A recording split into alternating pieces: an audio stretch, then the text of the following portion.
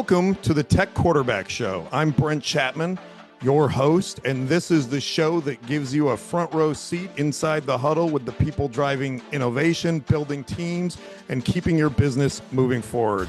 As I say, your company's technology quarterback. Today, we are joined by a proven executive leader with more than 2 decades of experience at the intersection of technology, operations, and financial services. She earned national recognition as a Kansas City Orby Award winner and is known for translating technology into real operational impact. She even recently, which we'll talk about, made the transition from CTO to COO at NBKC Bank, a transition that more technology leaders are beginning to consider as companies become increasingly tech-driven. So, joining me to discuss that and more from NBKC Bank, I got to get my voice going ready, Chief Operations Officer, Jana Merfen. Jana, welcome to the show. I think I've ever received that kind of introduction before. Thanks, Brent. No, when you played soccer, did they do that type of intro?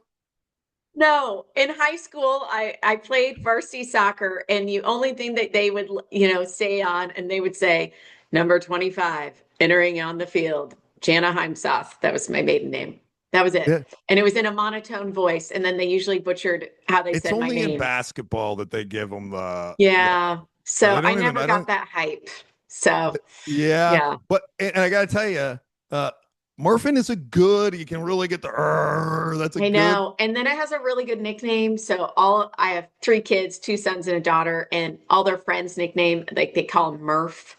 Oh. So, and that's like my husband's nickname too with his buddies. So it has a good, I gained a good last name in addition to a good husband, but a good last name. That is such a nice thing to say on the show. Way to start it off. Well, Jen, we really watches it. Really appreciate you joining us. Tell us a little bit about your current role and about NBKC Bank. Yeah, well, first of all, thanks for having me, Brent. It's great to see you. It's been a few months since we last saw each other. It has been. So I'm Jana Merfen. I'm the Chief Operations Officer at NBKC Bank here, headquartered in Kansas City. And the thing that I love about NBKC Bank is we fight above our weight class. I call it we're a small but mighty bank, and we have some unique positioned in the marketplace. So we have a nationally recognized fintech program where we have banking as a service, and where we have over 10 fintech partnerships across the country and really provide innovative solutions to those partners. We also have a national mortgage home loans team that services the country from end to end, and does really well there in serving our clients, and has the leader of home loans, I hope I get it right, but I think we have like a 4.99 out of 5 stars. So wow. We're really known for our service and and repeat customers. And then we have the traditional banking services from commercial and consumer banking that we serve both from online and here in the Kansas City markets. So it's been, I've been here a little over 6 months now in the COO role, and it's just been a lot of fun being part of just a very entrepreneurial spirit organization that really thrives on innovation, being creative, curious, and I haven't laughed at this much at work in a while, and it's been really fun. It's really nice, and I have a lot. Have a lot of responsibilities in my org, so it extends from in operations, we have technology operations, cybersecurity, legal, vendor management, risk management, compliance, QA, internal audit, facilities. So the whole realm of that is in my responsibility wheelhouse, and it's been a lot of fun because there's areas that I'm learning and growing as well, and that's what keeps it fun and exciting. That's awesome, and I can tell. we've known each other a couple of years now. I would say I can tell you're living your best life, which means as an executive, you're having fun at work. Yeah. Because that's awesome. Before we dive, because I got a lot to unpack about this, but before we dive into that, I do want to kind of jump back a little bit and dive in a little bit more on your sports background. You said you played competitive soccer in high school, and then I think you later trained for triathlons. So tell us a little bit about that background, and then what did competitive sports teach you about preparation and accountability, and how do those lessons show up today in your role as COO? Yeah. Um, I've played several different sports, both as a youth and then in my adulthood. Soccer was always like my main love and passion, and I didn't start off like competitive. I think I recall my mom saying when I started at age of 5, I was just really excited to be social, and I think I ran around the field and talked with my friends and probably plucked some grass. But then there was like a shift, like a year or two later, where I just like really fell in love with it um, and wanted to just get better and improve, and then joined, a travel team. And that's where I made some of my best friends Yeah. growing up. And unlike today, where everyone switches teams every year or two, this core group of young ladies, there was about 12 of us. We stayed the whole Wow. time together since All the way through high school? kindergarten through our senior year of high school. Wow. Yeah, that does And not happen anymore. that's not normal. And we No. just had a unique bond. And I think that I learned the most of just how you wanted to not only work really hard at practice and outside of practice, not only for your teammates, but for yourself. But you were part of something bigger. And you learned how to pick each other up. Like you recognized, like no one's going to be perfect. I was going to make mistakes on the field, so were my teammates, and it was how you responded and worked together. And I remember we went to this tournament in South Dakota, and it was really cold and rainy. And we ended up, because of injuries, had 12 players, and there's Oh 11 on the man. field. And I remember like we had to come together, and we did win. We came out and won that tournament. But it was like those lessons of when you really have to trust each other, you build Yeah. those relationships, but then you also have to make sure you're bringing your best to the team. And I think that translates, here in our careers, and how I always try to approach it. I always like team first, of how I can support my team and what do I need to bring to the table to be better. And that kind of transcended to, I had to hang up my soccer shoes in adulthood. I tried playing for quite a few years, and then it finally was the young kids were I beating me out. also I also tried playing soccer in adulthood, and that's a I have found that hockey is easier to play as an adult if you want to still Yeah. play a competitive sport, because it doesn't have the same wear. Yeah, but it's a young person's game. It is not meant for uh so now I really like a great point that you made there that I think is important, and it's kind of a little bit we can have a little commentary on kind of how workplace has changed a little bit, or just how society in general has changed.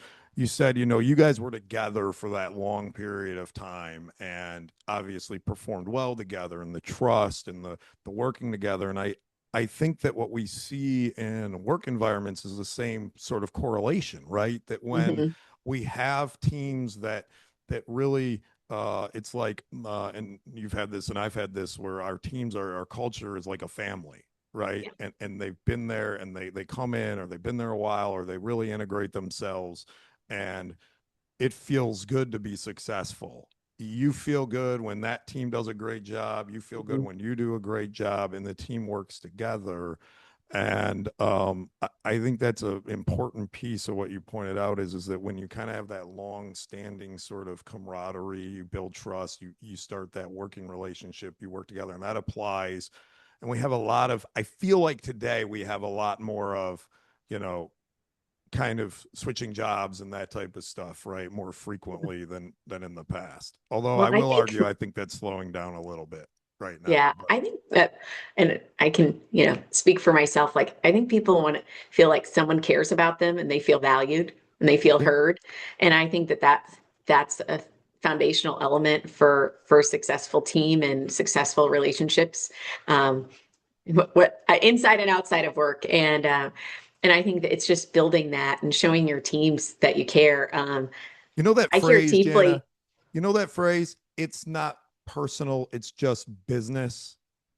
Yeah, that is what you're saying. You're separating. You're saying that no, business can't be nice. It can't be personal, right? It's got to be cold and mean. No, people want to be treated with respect. They want it to Yeah. be.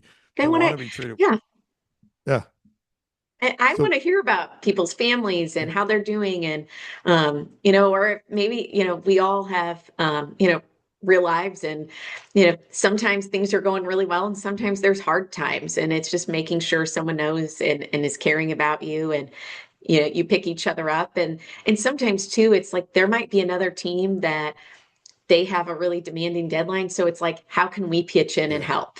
How can we just raise our hand and, help and, make things happen? And I think it's also just making sure there's, I always say like a genuine thank you and appreciation goes so far. That's how I start off my like leadership team meetings is we share. I'm a big, there's Gallup strengths, and there's, you have your top five strengths.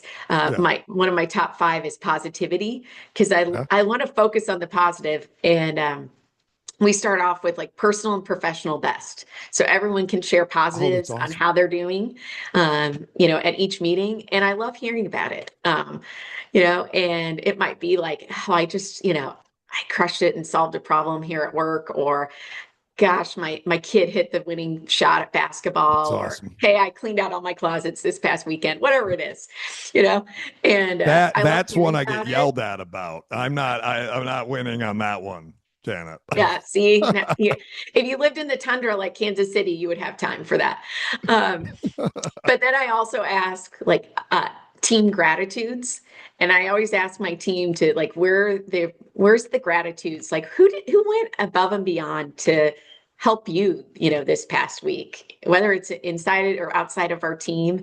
And when people start focusing on that, Yes, it's amazing how that then can transcend.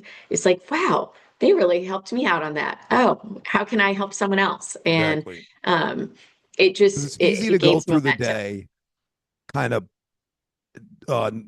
narrow focused, right? It's easy to go through the day kind of just thinking about what you need to do and what you need to get done, and not take that second to step back. So when you make people not make, but when you ask them to think about that, they go, "Oh, yeah, I could help Johnny or Susie over here." It's a really excellent point to have that. By having the conversation, you're having people um, open their mind to that option during the day. It's awesome. So you didn't start your career in technology. You began in accounting. Ooh, and Oh, oh my God. what was I thinking? Yeah, I mean, wow. Before moving into IT security, eventually leadership. Can you just kind of high level walk us through that journey and how did you get into technology, and when you realized it just wasn't a stop, but this is kind of what I love, and I want to dig in on this. Yeah. So I always say I have like a little bit of like a unicorn story journey. So I graduated from Miami University in Oxford, Ohio with an accounting degree. And just for the record, they are currently today 23-0 in men's basketball. So it's really exciting. Mhm. Go Red Hawks. And Home of Wally Zerbiak. Zerbiak and Ben Roethlisberger. So Yes, he was correct. there when I was there. So we had a Ben or fun run. Wally? Ben Ben. Roethlisberger was there. Ben was Yeah. there. All right. Yep. So, I started out my career in public accounting at KPMG and was there for several years. And I will say it provides a tremendous experience. I still say to any young individuals going into college, like, go into accounting and go Big Four and have the time of your life and learn as much as you can. Just be a sponge That's good because they advice. invest so much in you. And at a very young age, you're sitting and having conversations with CFOs, CEOs, learning their business, presenting at boards. I'm very grateful for that time that I had there. And it gave me great opportunities and experiences. And then I transitioned over to a data center company, and that's really kind of where my journey began. But I was in financial reporting.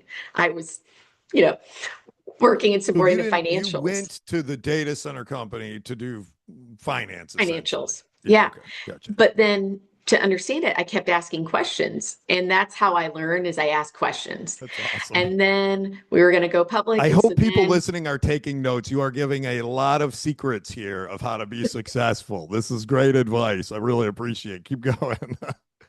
So then I transitioned to, we were going to go through an IPO. So then I led and created an internal audit department and risk management. And then part of that, I was just really learning our business and how we were building out cloud environments and co-location facilities and data centers. And I found I was spending a lot of my time with engineers, and it started fascinating.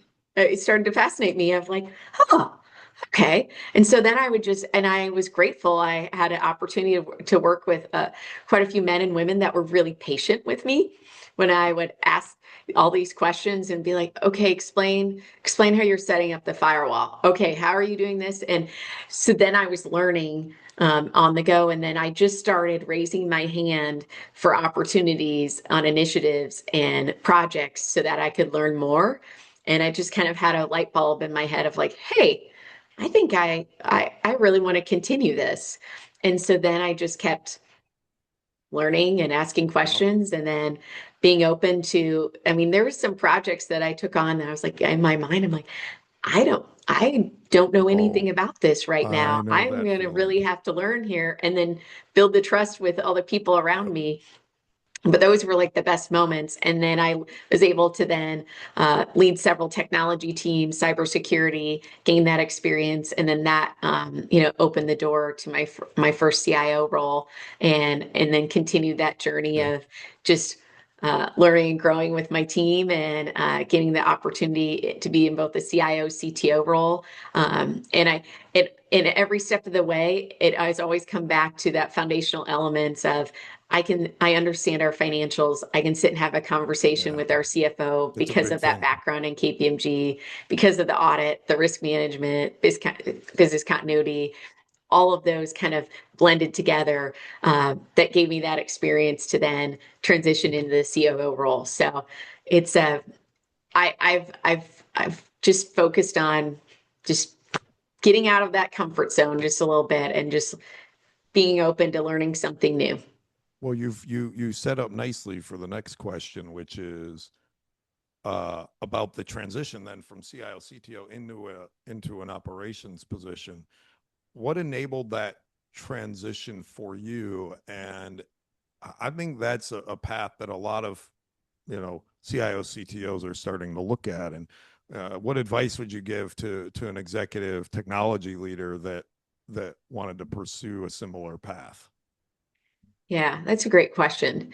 I think at first, I think it probably depend on each person's, specific background, but I would just continue to start creating partnerships and having just more like formal mentorship with individuals. So having regular talks with your chief risk officer, having regular meetings with your CFO, talking with your COO, really understanding their business line and how they're running their business.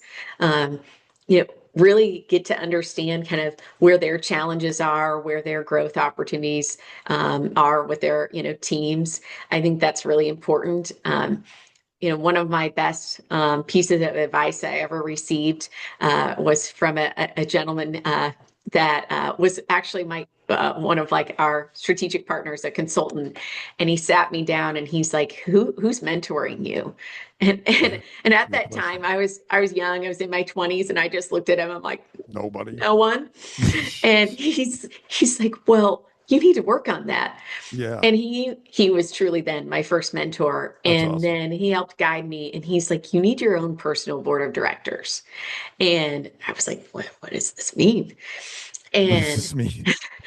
and so he really helped, guide me in finding the right people at the right time in your career that you could build a trusting relationship with, that then maybe had a different experience. They just weren't all in your field, so that they could give you some insight of how to grow and where you needed to work on, so that maybe that could help you with, being a better leader, be a better teammate, or help you, in your next role opportunity.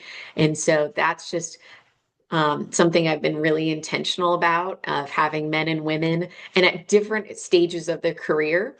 Um, I have some that are, same in the thick of it, like I am, with three active kids and a husband with a career, and how do we, Yeah. juggle and manage this? And then others that are more seasoned and, more at the tail end of their career, that can give me a lot of wisdom and advice. And just that has been, I think, the most pivotal point. And that's what Yeah. I would say to someone looking as they continue to transition, like, get the right people around you, and then just continue to ask questions, and then just, figure out where you have some gaps and where you need to focus on.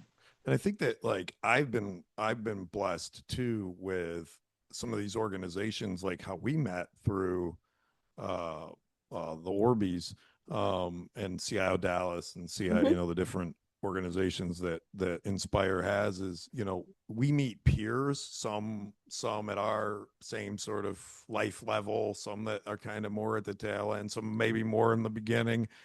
And I have found those relationships to be incredibly valuable in thinking through my career and what I want to do next. And like even just our relationship, talking about your transition from CIO to operations, or I've got friends that are transitioning into board positions, or they're, it's, you can really take away, once you get up into a executive level, you can take a lot from your peers if you listen and choose to learn from what they have. So that's an excellent point. Well, Jana, before we move on to some technology specific questions, I am going to pause for a quick 30-second break from our sponsor, Qentelli.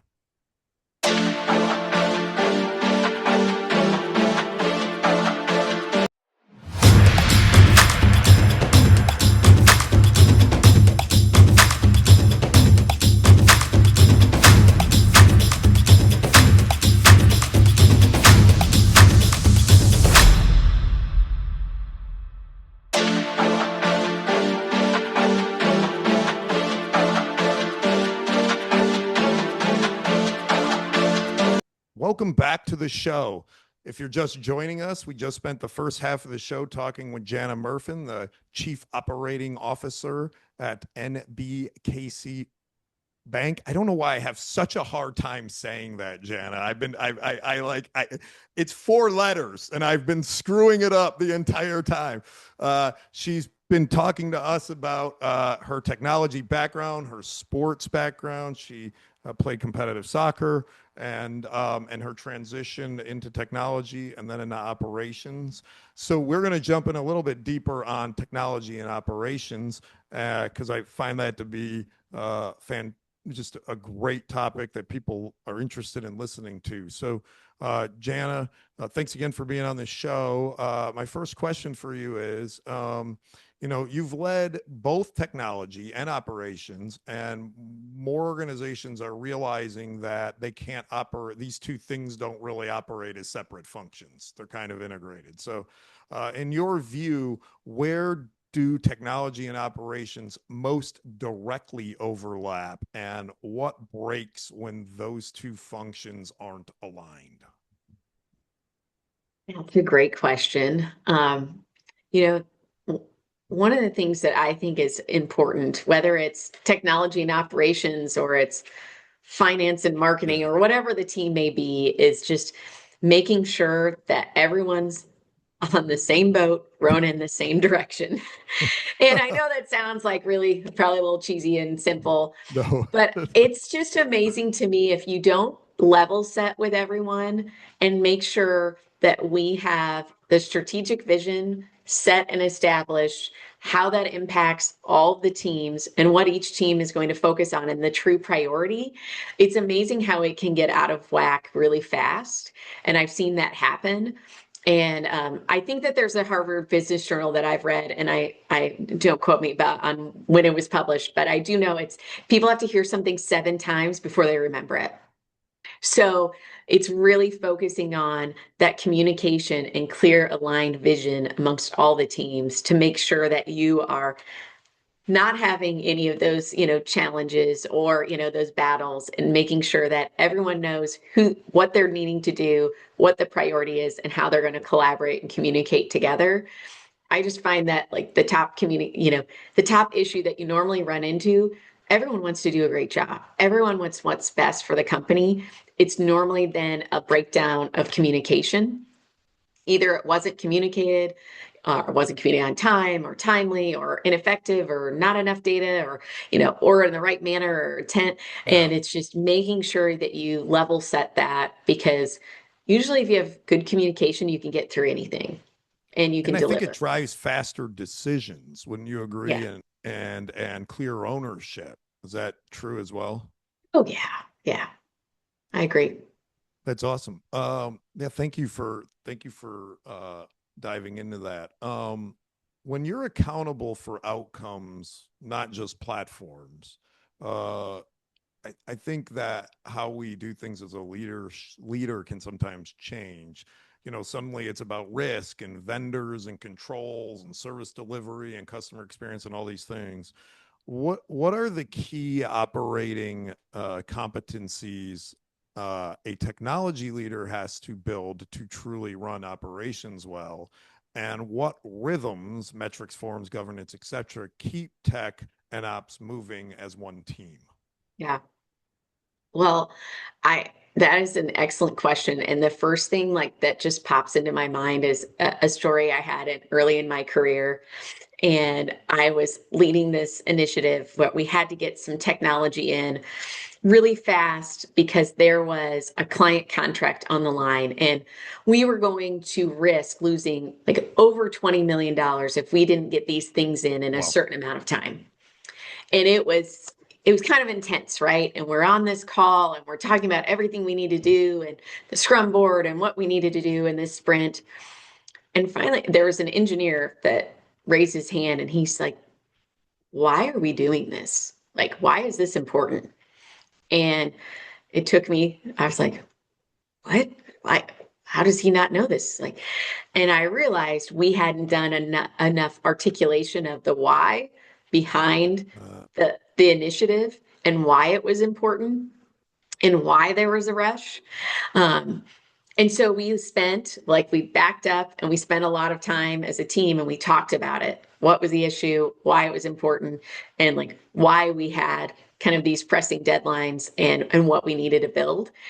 And that was like a pivotal moment that I remember in taking a step back. And I was like, okay, I learned something a big moment that day. And so I really focus on the why first and foremost, Sure. because if everyone doesn't understand that, you're not going to be able to then manage your risk appropriately, develop those KRIs and KPIs and really get, that full stream program and initiative up and running. And then you're going to always have some pushback or, people not understanding the clear priorities. So that's what I always focus first and foremost.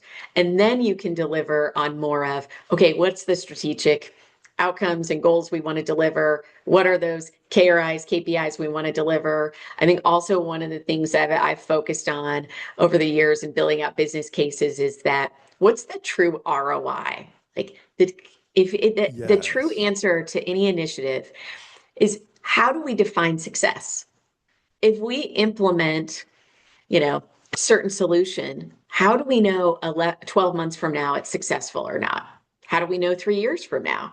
And then what's our practice to go back and actually measure it? So like create metrics of success that we Yep. all agree on, and then go back and actually hold ourselves accountable to it. And that's where I saw like a real shift and change in mindset. And where people weren't just coming with like a bright, shiny object of, hey, we need to put this in to help support operations efficiency, or, put in, something new from a tech perspective, because we think our clients want it. But how do we really measure that ROI and success? Then you're really making sure you're putting in things that are valuable and you're holding yourself accountable. And you'll, there's some that you're like, okay, we learned from that. That Yeah. wasn't as successful as we anticipated. And others were like, hey, we hit the mark. Our met our expectations. You yes, success is predictable, repeatable execution, right? It's you hit a point that it's a lot of times we as a team, if everyone understands why, they can kind of fight towards this common goal.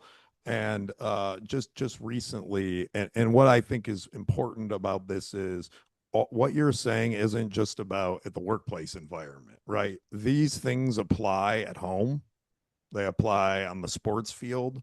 So my son's football team is looking for a new head coach. So the head coach resigned, and they're during that search process right now. And so um been talking a lot about, the parents and everyone's talking about this, and it's like what you said is one of the main things, which is there needs to be an established standard, right, for the program, for the parents, for the players, for the administration, and then that standard needs to be enforced and communicated, and everyone needs to understand why we're doing the things we're doing, what are we trying to achieve, and all that apply. Like that's not. And I was sharing that with somebody. Like this is not complicated. This is what every company in America does, right, or should be doing, right. And so I think that you hit on just sort of a very important concept that I think often gets overlooked. And I assume you'd agree with that. Absolutely. It's that's where I've learned the most of just making sure that we're not being swayed when you're going into those demos and you're meeting with developers and you're trying to figure out like what problem am I trying to solve? And then what value am I trying to bring, whether it's for my clients or my employees, the business, and then making sure that we're building to those goals and outcomes and then measuring against it. Because otherwise, if you're not crystal clear on that, you're most likely not going to get the most out of those solutions. I mean, it's the classic, and I know I've made this mistake, in the past where we will, be excited about a solution Oh and we yeah. go to implement it, but then we don't realize that all the components and how long it takes. So then what you're implementing gets shifted in scope, creep of decreases. So then Yep. suddenly you're putting in phase one and you're like, oh yeah, we'll get to phase two or phase three, but then you don't get to phase two or phase three Yes. Oh, and you're that. paying Yeah. for this solution. And you're like, well, I'm actually not getting everything I was expecting, but it's, Sometimes it's, phase it's two on and phase us. three don't come. Yeah. So it's how do you avoid that trap Yeah. and make Well. sure that you're getting the real work, and the real success. I had another story. Someone was, we receive feedback, right, of when someone's not happy with a Yep. solution or a process, and someone, and another team was just saying, oh, this solution, is just not what we need. We need to scrap it and go buy something and, go through a 2-year implementation. And I said, wait a minute. I said, what's the real problems Yeah. with What's your wrong? solution? I said, would you be willing to like truly sit down with us? We'll have like, a 4-week sprint where we just dive deep into figuring out what your challenges are. We'll have the vendor sit down with us. And when we can, create a plan if we can fix these. Yeah. We sat down, ended up being about 6 weeks. And instead of like going and buying a new solution and probably spending, 300K plus and, an 18-month project with Yeah. The time is resources, the real. we Yep. figured out like their top, like, I think it was like 6 or 8 issues. We solved them. I think we spent a little over $10,000 with the Yeah. vendor and we put it in place over, it's been a while, but it was less than like 2 months. Yeah. And they suddenly were happy and they're like, oh yeah, now it's doing what I need Thank it you. to do. Well, and So and it's you and also you making solve sure their you, problem without, yes, without having to go through the long way to get there. yeah. And this is an important point. Is most of these tools today all do the same stuff, mostly. So if somebody says, I like this more than this, I mean, they're all basically the same. They look a little different. They move a little different. They interact a little different. Support's a little different. But the bottom line is they all kind of do the same stuff. So my guess is that person wanted to do this other tool because they knew how it worked and did the things that they needed. But the tool that you had did that as well. It just needed a little bit of patience and a little bit of work to do that. And I think that that's where technology needs to do a better job with operations, letting them know that, hey, we can be a partner with you in this, and we can help you find that solution. We don't necessarily, sometimes you need a new tool, but most times you likely don't. Yeah. So I was looking to see what question I was on. So we're on our last question, Jana. As organizations scale, technology becomes the primary lever for consistency, risk management, vendor oversight, and regulatory controls, especially in financial services. How do you think about using technology not just to improve operations, but to govern and protect them as the business matures and grows? Yeah.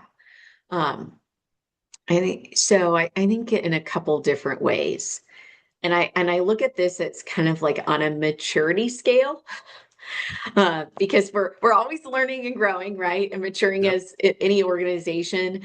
But I think it's you kind of early stage, you start out with like technology is helping you be more efficient. And then technology is helping you with more consistency and reporting. And then technology, then at more mature stage, really helps you then protect and manage this risk, mitigation strategies, and really help you then, oversee and protect that operating system. I kind of look at it from a standpoint of from reactive to proactive. So from the days where you're like, oh, I'm finding out something's broken, from someone else, but then I'm proactively, you know, anticipating and managing those risks and controls and putting in those systems in place so that you can develop those consistency, the monitoring, and really the maturity of the overall environment so that you can really be at a top level of performance so that you could kind of I call it not spend as much time on some of those Yeah. more menial tasks, and then wow, where can we really develop and add to the environment? How can we get I use the basic of how do we get the widgets being taken care of, leveraging controls, Yeah. monitoring, AI, those day-to-day things that we don't need a person to manage, and how can we then focus on more value add activities so that we can really enhance the environment? How do we put maybe an SDK in the environment Yep. and really enhance those tools and offerings and develop something maybe extraordinary and really unique to our environment to set ourselves apart from our competitors? So I think that's just kind of the natural growth where you can intersect both and really then look at that from an overall program standpoint. That's a powerful answer, and you are a very positive person. That was a good observation that you made. Well, Jana, I really appreciate your time and your thoughtful responses. But before we go, I have to ask you one fun question that I ask every guest at the end of the show. Now, I could be wrong, but I think you might have tipped your hat earlier in the show as to the answer of this question. But since the show is called the Tech Quarterback Show, who's your favorite quarterback, past or present, and why? It has to be Patrick Mahomes. Oh, I thought you were going to go with Ben Roethlisberger. No, sorry, Ben. No. Oh, Patrick Oh my Mahomes is a gosh. great quarterback. He is fantastic. I've always been a Chiefs fan. I grew up in Iowa, but my grandparents lived in Kansas City. And so I grew up, as a young kid going to Chiefs games and just always cheering for them and for what he has done for the That's city awesome. and our community.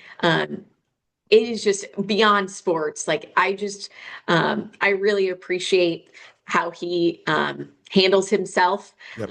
the media with his team, and how he supports our community. I'm very impressed with that and very much respect it. In Kansas City, you hear some stories of like how, in the earlier days where he would go out to dinner and then he'd buy the tab, for the restaurant, or he would Wow. talk about how Awesome. much he appreciated like people being very respectful in Kansas City, not just, bombarding him if he's out and about. And Well, so he's I a think Texas kid. yeah. He grew up down here. I mean, that's got to be why, right? A Oh, good of Texas. course. That's right.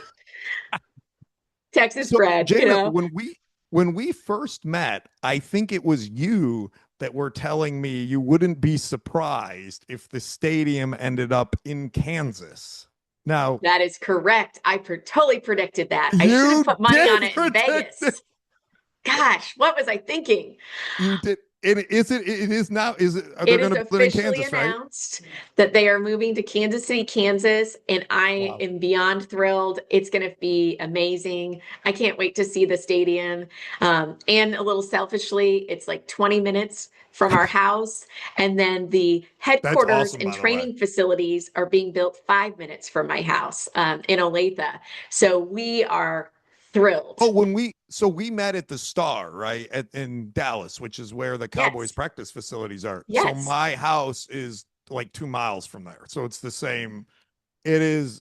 It's really nice because they do build a big, and I'm sure they'll do something similar there. They build like kind of a community around it, restaurants and things that you can do and shopping. And so that's awesome. That's awesome. You So, were right, though. You got it right. How hey, how often, Jana, does somebody say you were right, Jana? You got it. I wish it was more often. Yeah. I But wish no. it was something other than guessing that Kansas was going to Yes. have the Chiefs. So is the reaction positive or are people upset? Overall, I think people knew that you know, the Chiefs are incredible for the Kansas City and for Yeah. our city. And um people I've talked with, I think are overall really positive and excited about it. And I think what it's going to bring to opportunities for, Final Four and, Yeah. That's big, true. a Super Yep. Bowl and just so many other things that it'll bring to Are they Kansas doming? Are City. they doing a dome or not?